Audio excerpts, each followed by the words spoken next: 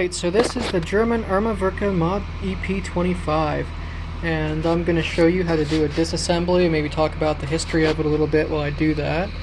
Okay, so the first thing you're going to want to do is to, the grips I already have loose off here. You just take a screwdriver and you just, put under one of the little edges, you just pry them up, just like that. It's super easy to do. If you look in here, you see we have a magazine catch spring, and if you take the magazine out without the grips on, the magazine catch spring will be released. Something I've noticed a lot of people have issues with this specific firearm is getting the slide to come off. So I'm going to go into some depth about that right now. Alright, so the magazine is still in. It is a heel design, it's old European. So you want to make sure you remove the magazine.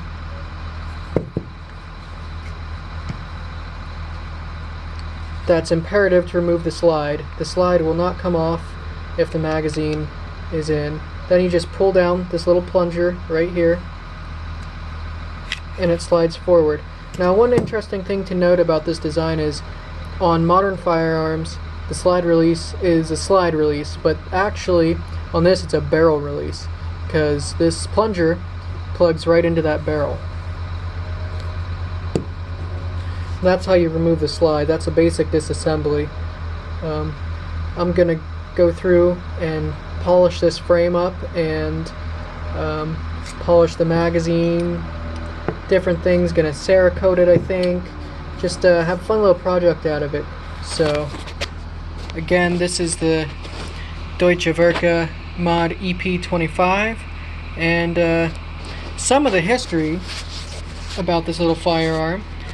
It's made by Erma, which is the manufacturer for K98 Mausers and MP40s during World War II. In World War I, they actually had the prototype, the EM11, I believe. If you play Battlefield 1 at all or any video games, you'll have seen that one around. It wasn't a super popular prototype because it was prone to jamming. That was just in the very beginning stages of people figuring out what submachine guns were and automatic rates of fire and things like that. It was just in the infancy. So yeah, just stay tuned and I'll do some follow-up videos.